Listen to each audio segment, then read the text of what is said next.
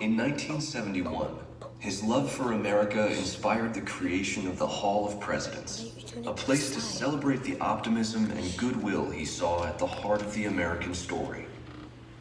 Walt's vision was to honor the nation by honoring the American presidency.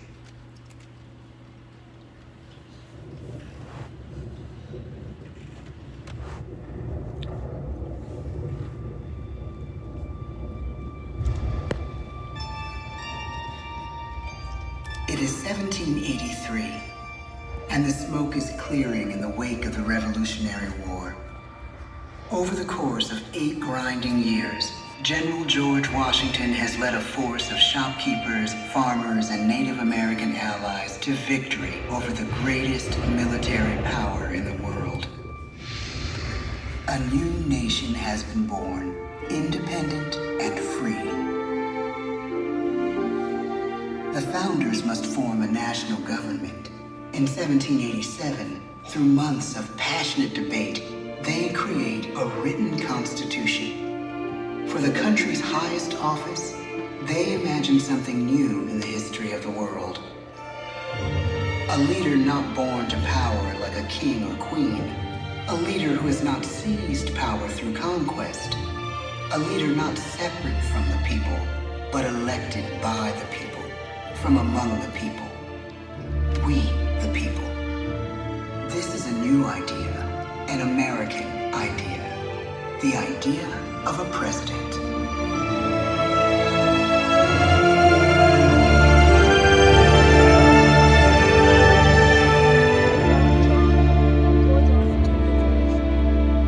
The people don't know exactly what a president will be, but there is little doubt who it will be. George Washington's stature and bearing have marked him as a leader. His integrity has made him a great one. Washington knows that many generals who have led successful revolutions make themselves dictators or kings. Instead, he steps down from power and retires to his home, Mount Vernon. The world takes note, and George Washington becomes the symbol of American ideals. In the first presidential election, it's Washington by a landslide. The only doubt seems to be his own. He writes, "Integrity and firmness is all I can promise. Integrity and firmness is exactly what we need." Everything he does as president will set a model for his successors. His final act may be the most important of all. After 2 terms, with no term limit in the Constitution, and amid overwhelming support to stay in office, he steps down once again and hands power back to the people. He wants us to speak, to elect a new president. During the early years of the Republic, we choose leaders as different as Thomas Jefferson, John Adams, and Andrew Jackson. Elections are often bitter. Each president stands at that fiery intersection where personal character meets the challenges of the times. Some call the presidency a glorious burden. Jefferson calls it a splendid misery. We, the people, must choose well. We elect 15 presidents before the course of history brings us to the edge of a crisis like no other. A nation born of freedom still permits slavery. As the country pushes west, will new states be slave or free? The question produces bitter conflict. The issue rocks the election of 1860 and brings Abraham Lincoln onto the national stage.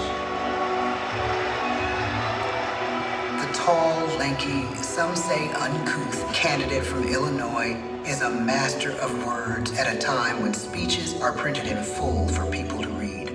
A house divided against itself cannot stand, he has said. With Lincoln's election, the House does indeed divide. Civil War. 11 states secede from the Union. The war becomes a defining passage in the American story. The president's own inner strength and depth of character changed the course of history. Lincoln had come up the hard way on the American frontier, desperately poor, with less than a year of formal schooling. His early years were scarred by tragedy, the death of his mother, his sister, his first love. He struggles with depression, but never loses his determination to rise above it. He once said he's driven by a desire to leave the world a little better place for having lived in it. The war rages. Lincoln fights to preserve the Union and end slavery. Neither is a sure thing. At Gettysburg, Pennsylvania, 6 months after one of the bloodiest battles of the war, the president dedicates a cemetery to the thousands of soldiers who died there, in words we can never forget.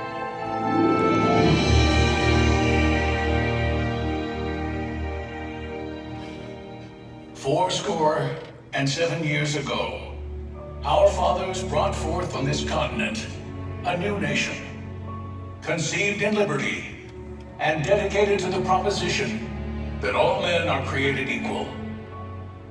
Now we are engaged in a great civil war, testing whether that nation or any nation so conceived and so dedicated can long endure. We are met on a great battlefield of that war. We have come to dedicate a portion of that field as a final resting place for those who here gave their lives, that that nation might live. It is altogether fitting and proper that we should do this. But in a larger sense, we cannot dedicate, we cannot consecrate, we cannot hallow this ground. The brave men, living and dead, who struggled here, have consecrated it far above our poor power to add or detract. The world will little note, nor long remember what we say here, but it can never forget what they did here.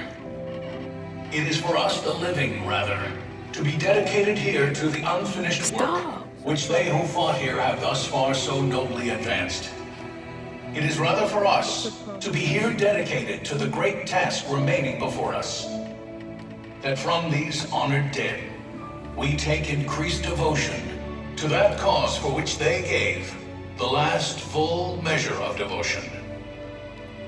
That we here highly resolve that these dead shall not have died in vain, that this nation, under God, shall have a new birth of freedom, and the government of the people, by the people, for the people, shall not perish from the earth. The blood of over 500,000 Americans is spilled in this Civil War. President Lincoln's enduring hope is to give true meaning to the sacrifices of so many, to lead us to that new birth of freedom. With the end of the war and the end of slavery, a new birth truly begins. As we roll toward the 20th century, settlers roll west on wagon wheels and railroads connect the nation coast to coast. Millions of immigrants pour in from Europe and Asia. Population doubles, our economy triples, our standing among nations rises. We need presidents who can lead both at home and abroad. At the same time, a young Theodore Roosevelt is retreating from New York politics and personal tragedy. The death of his wife and his mother on the same day in the same house. In the Badlands of North Dakota, he rethinks his life and the life of his country. He returns stronger in body and spirit. His renewed energy is just what his country needs.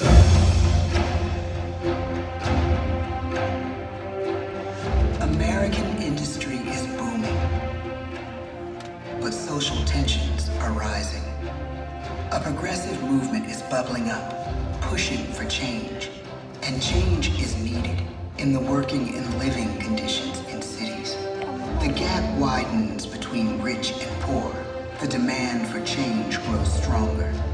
Teddy Roosevelt is a knight on a crusade. He speaks with force and vitality in clear terms that make colorful headlines at a time when mass market newspapers have become the new media. To define his foreign policy, he borrows a phrase from an African proverb: speak softly and carry a big stick. But his greatest accomplishments are made at home.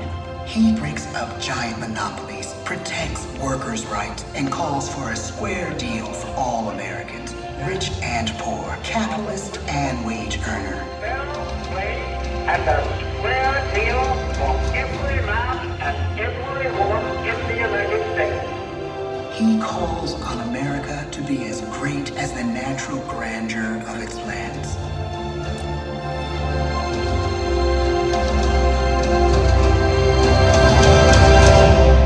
Keep your eyes on the stars and your feet on the ground, he tells us. And we do.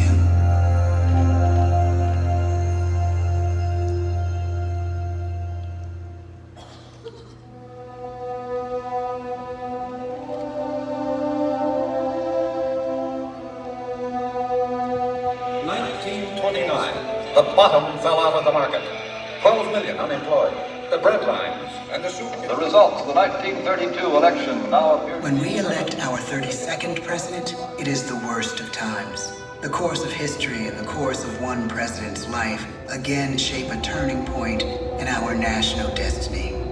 Franklin D. Roosevelt, paralyzed by polio, knows how to restore the faith of a people paralyzed by the Great Depression.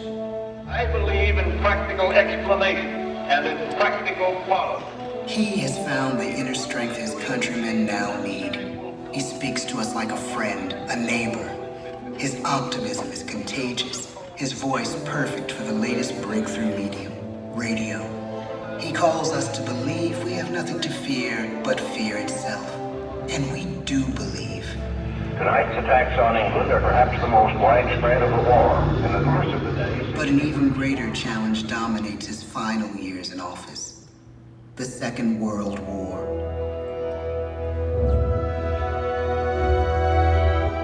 We must be the great arsenal of democracy. This is an emergency as serious as war itself. We stun the world with our production. When bombs fall on U.S. troops in Pearl Harbor, he calls us to fight on the war front and sacrifice on the home front.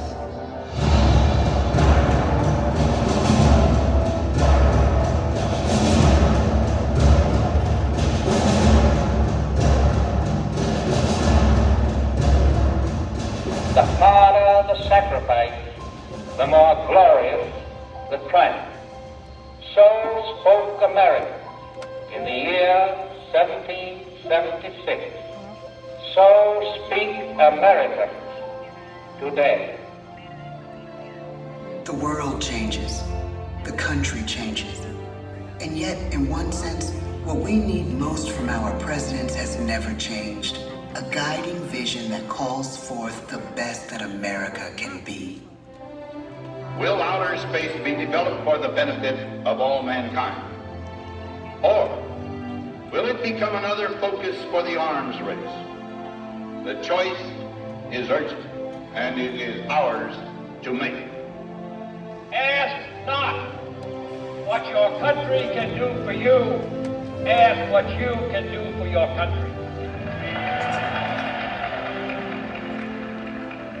But really, it's all of us who must overcome the crippling legacy of bigotry and injustice. And we shall overcome.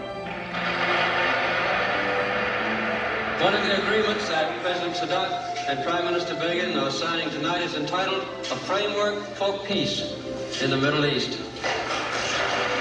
Mr. Gorbachev, tear down this wall. You have lost too much, but you have certainly not lost America. I can hear you. The rest of the world hears you. Love this country requires the willingness to speak out for what is right, to shake up the status quo. That's America. Our presidency is no longer just an idea. It is an idea with a proud history. Ladies and gentlemen, the presidents of the United States of America.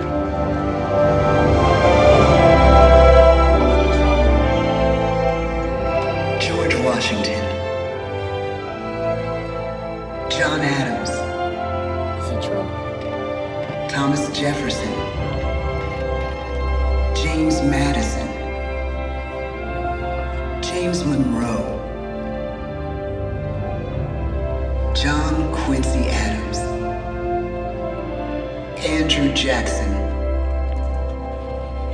Martin Van Buren. William Henry Harrison. John Tyler. James K. Polk. Zachary Taylor. Millard Fillmore. Franklin Pierce. James Buchanan. Abraham Lincoln. Andrew Johnson. Ulysses S. Grant. Rutherford B. Hayes. James A. Garfield. Chester A. Arthur. Grover Cleveland. Benjamin Harrison. What? William McKinley. What? Nothing. Theodore Roosevelt. William Howard Taft. Woodrow Wilson. Warren G. Harding. Calvin Coolidge. Herbert Hoover. Franklin D. Roosevelt. Harry S. Truman. Dwight D. Eisenhower. John F. Kennedy. Lyndon B. Johnson. Richard M. Nixon. Gerald R. Ford. Jimmy Carter. Ronald Reagan. George Bush. Bill Clinton. George W. Bush. Barack Obama.